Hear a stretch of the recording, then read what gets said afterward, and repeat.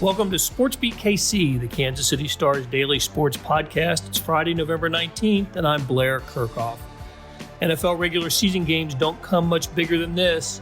The Dallas Cowboys visit the Chiefs on Sunday in a battle of division first-place teams. I read somewhere this week that this should be the highest-rated televised game of the regular season.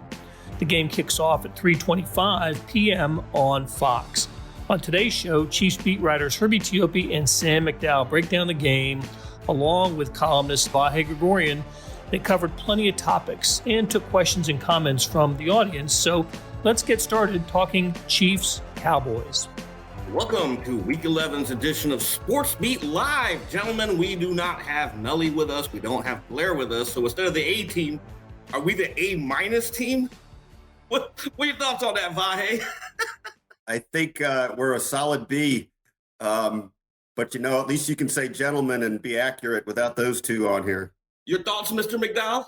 Well, I think we lose one in Blair and we gain one without Sam, so it's a net positive. Ladies and gentlemen, welcome to our show once again, and of course our esteemed panel here representing the A team. We got Vahe Gregorian, our esteemed columnist, and Sam McDowell, who covers the Chiefs as a beat writer. And he wrote a phenomenal story on L'Jarius Sneeds. So if you guys haven't seen it, definitely go to kansascity.com and check it out. Hey, guys, before we get to Week 11 showdown with the Dallas Cowboys, because to me, this is the premier game this week, we got to review what happened last week. Where did this 41-14 win come from? Vahe, I know you wrote a column on Faith Restored. Is faith restored in this team? I think we've learned enough about this team by now to realize that we're week to week. I don't want to use literally day to day because that's a scary term for Chiefs fans because it conjures the Eric Berry whole season. What I felt in that game was we were watching something that I don't know if you just use the term that's more like it. What we've gotten used to out of this team in the Mahomes era, even when they were in a sense laboring to win games by thin margins last year, you saw the things that kind of gave you that sense of wonder about what Patrick could do, sort of the infinite capability of the offense. And we have not really felt that way all season, unless it was against teams that were, certainly lesser teams. So given the circumstances, given the pivotal swing game that was in a lot of ways, just to win that game would have been a big deal for the Chiefs. I just thought some magic came back, and preserving that, sustaining that, making it mean something is obviously the story of the season. That it's not lost on any of our audience that Chiefs now have the same record that they did 2 years ago, gotten there a little different way, but it does remind you that from this point of the season forward, they're completely in position to own their destiny. Of course, let's remember that destiny is destiny. You don't own your destiny. Predetermined, right? Predetermined. I think it's more the way they won the game that should instill the way they even scored the 41 points that I think should instill some confidence about the rest of the season. Now, the Raiders played what we all thought during the game was a completely different defense than what the Chiefs had seen for the first 9 weeks.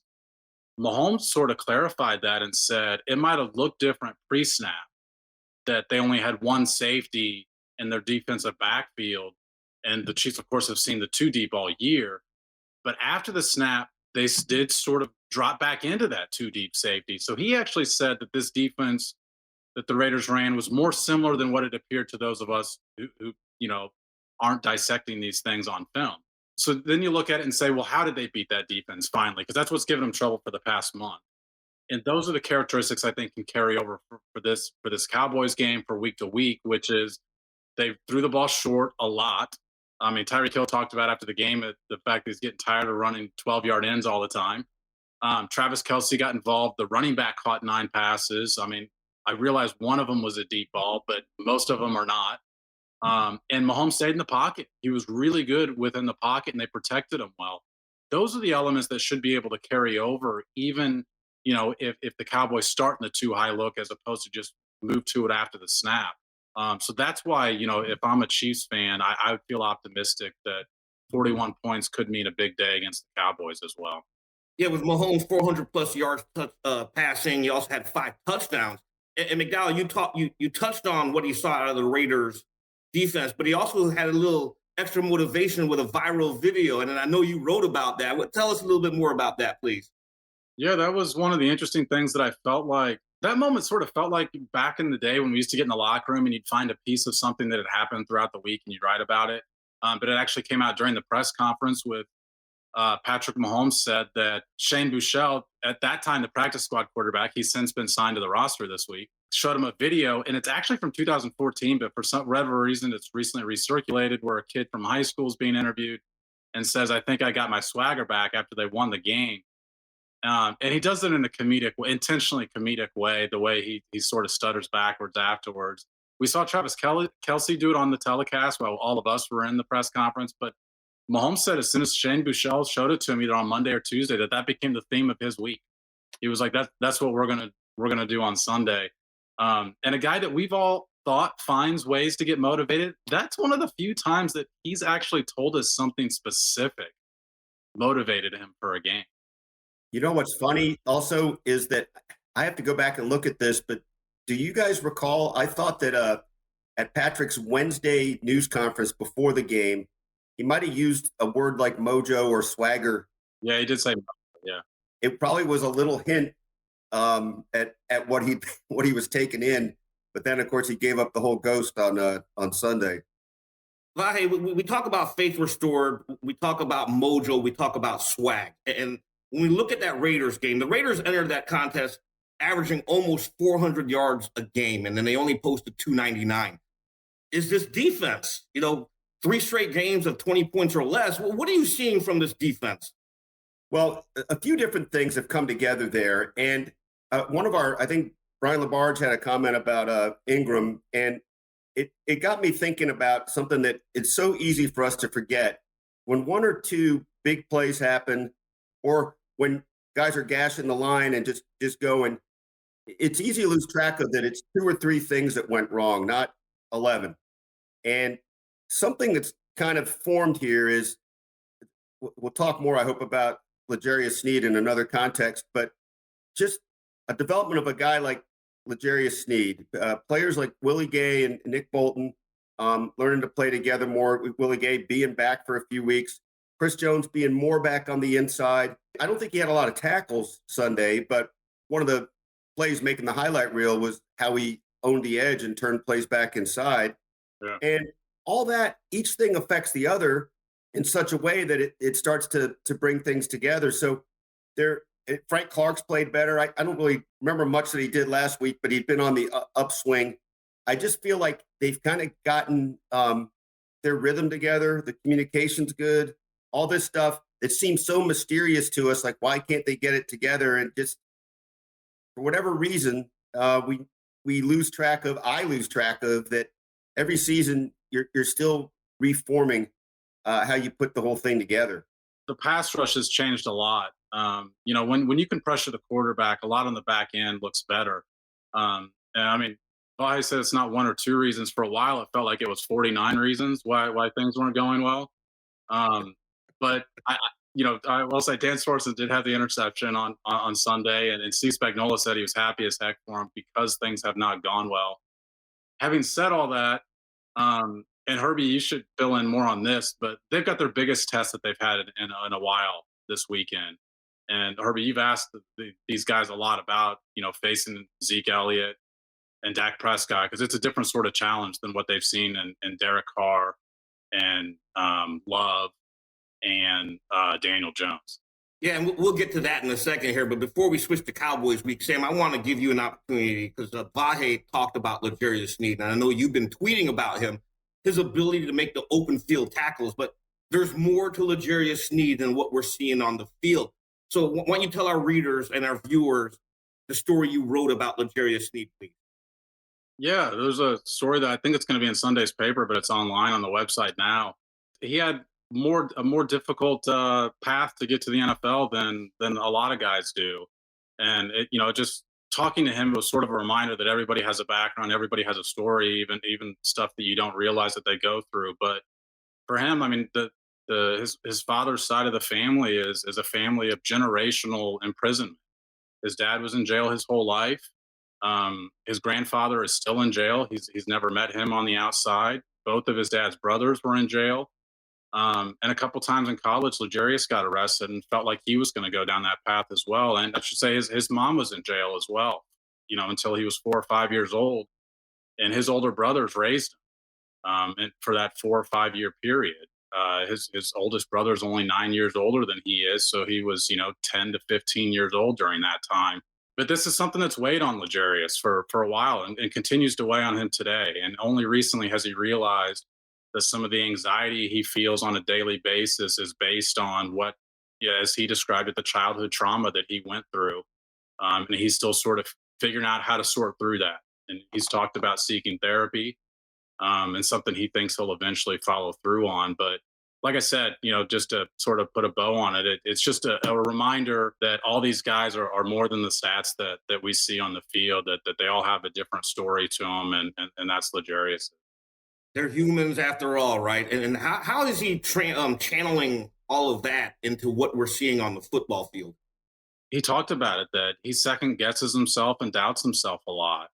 And we all see the talent. And I think the coaches talk about his talent a lot.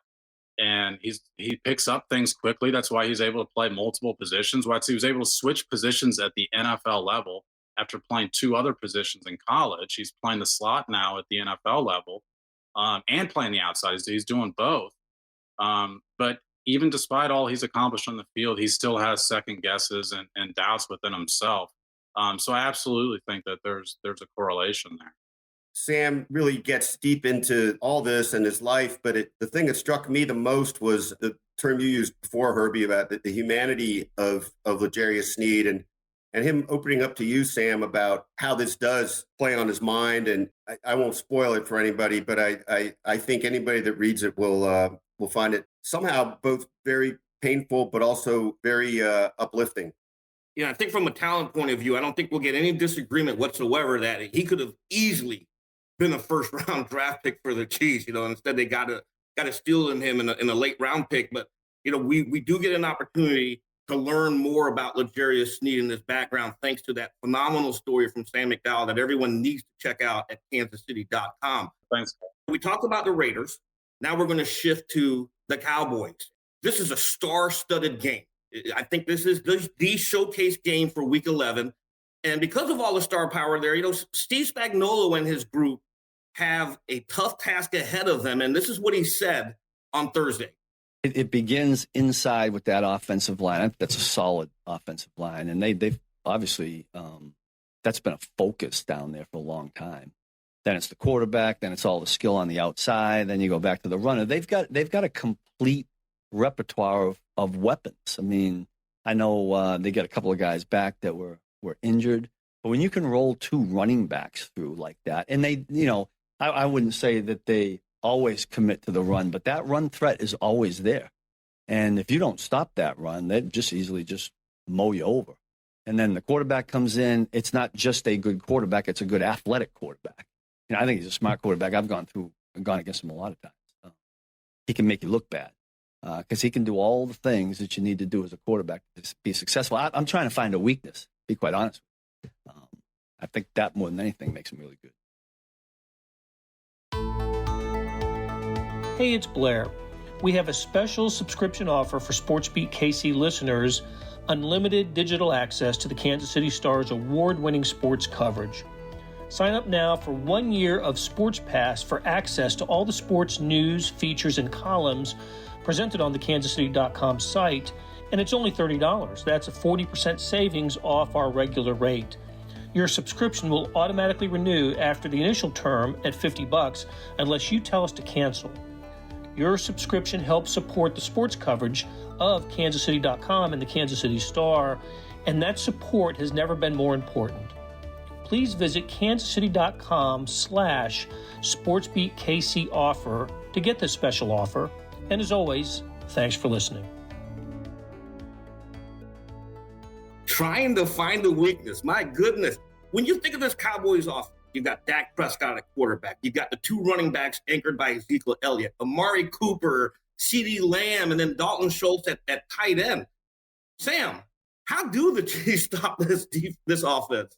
Yeah, I mean, they're the number one offense in the league for a reason, in several categories. So I think it comes down to pressure. You've got to pressure the quarterback. You can't let Dak Prescott stand down there and take all day to find those targets that you just mentioned, because the Chiefs cornerbacks have played better. We've mentioned Sneed, but Ward coming back has been a big addition for them, and Fenton has really developed into a fine player on the outside as well, a complementary piece to their cornerback room. So those guys are tough guards. I mean, CeeDee Lamb and Amari Cooper are really tough guards.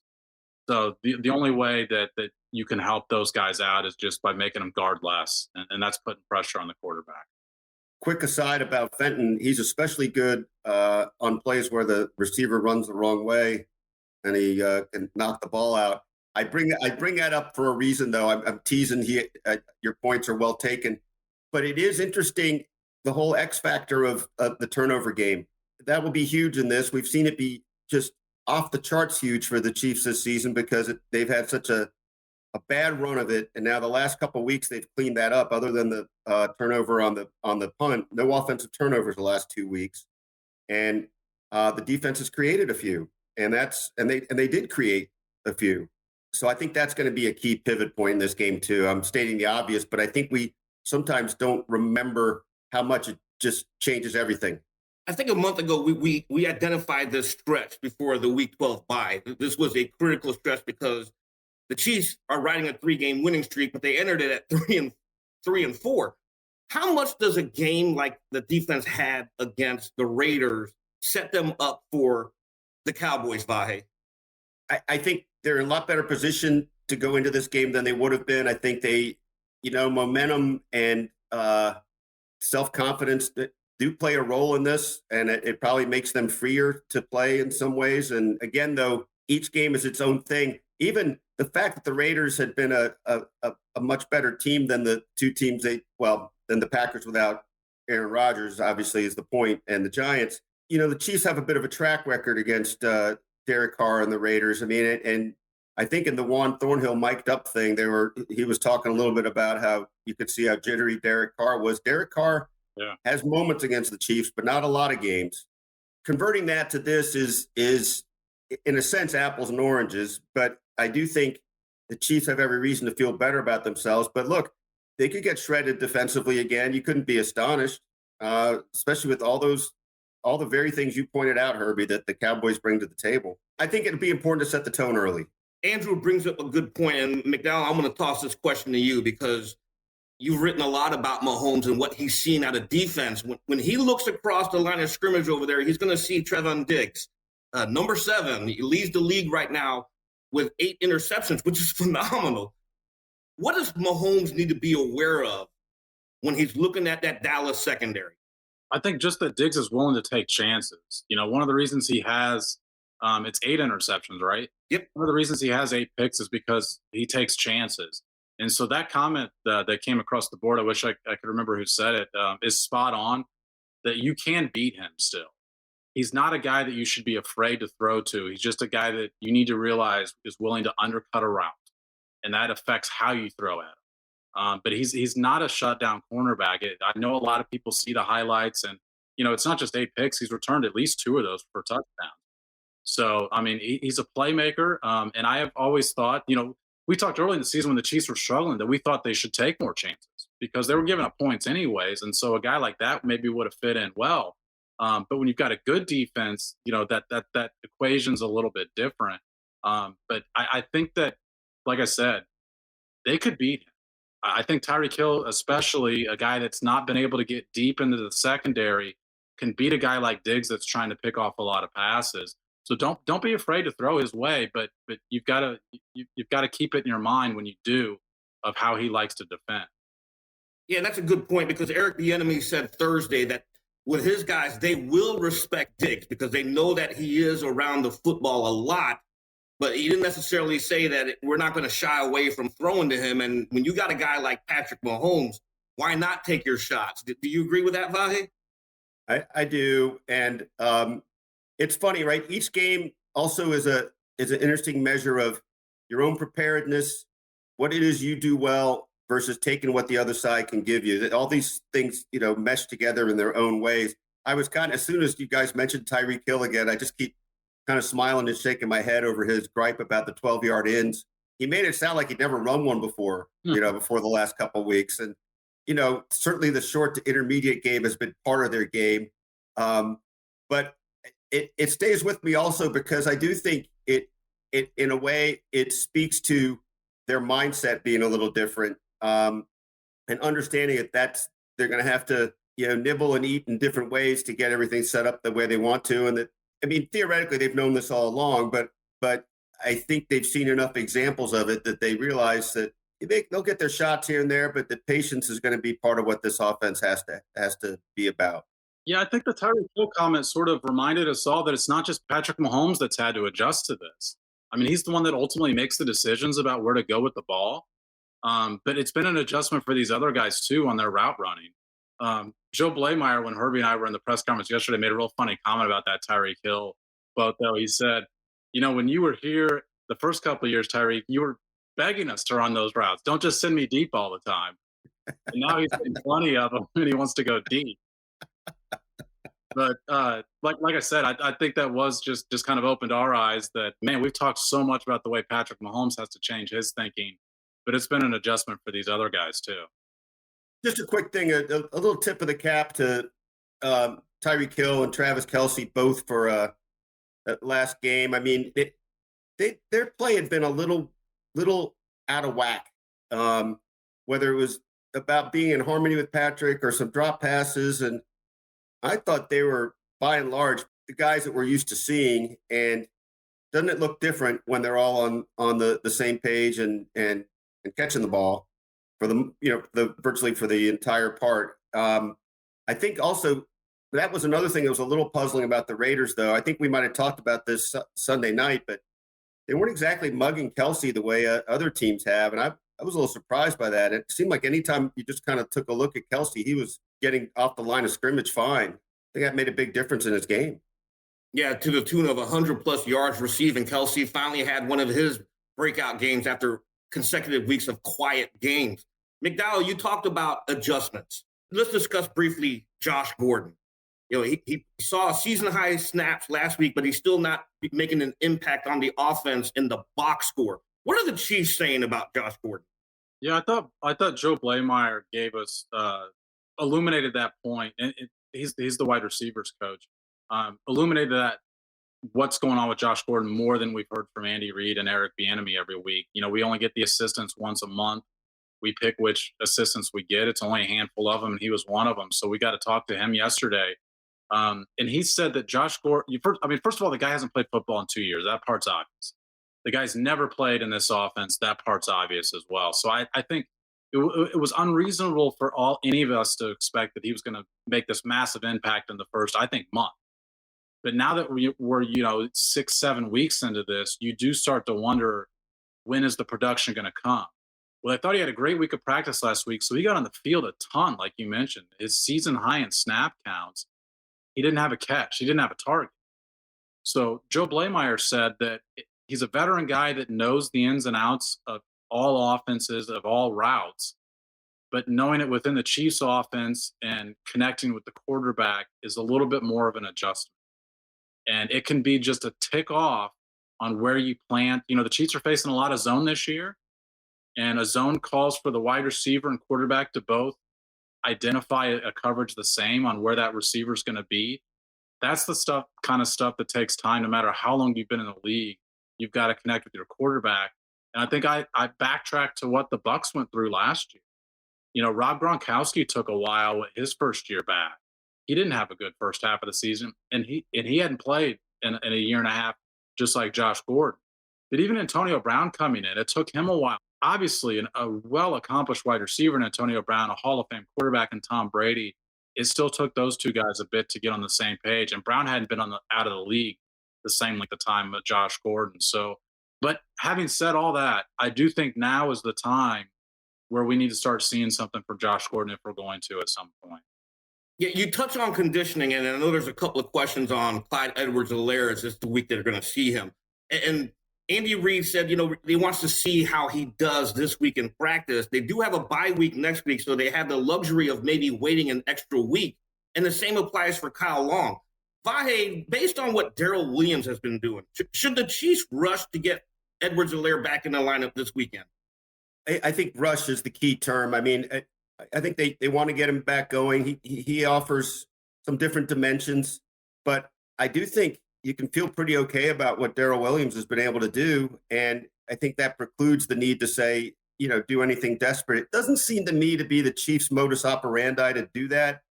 Maybe you guys can remember differently, but I don't really remember an instance of a guy coming back too soon and feeling like, oh, they really rushed that. I think that they're pretty respectful and thoughtful about it, unless I'm just not remembering something. So I think the production has been, especially last week, but the production has been certainly acceptable, if not desirable, what they're getting there. And that should make them even more at ease about what they should be doing anyway, right? Making sure he's ready. And Mac, here's a question that I know like a lot of Chiefs fans are asking as well. If Edwards-Helaire, if and when he does return, should he reassume his role as RB1, or does that belong to Darrell Williams now? No, I still think Clyde Edwards-Helaire should be the starter. But the point I would make is that when he does come back, first of all, I think Darrell Williams is going to be more involved in the offense than he was early in the season because he's earned that.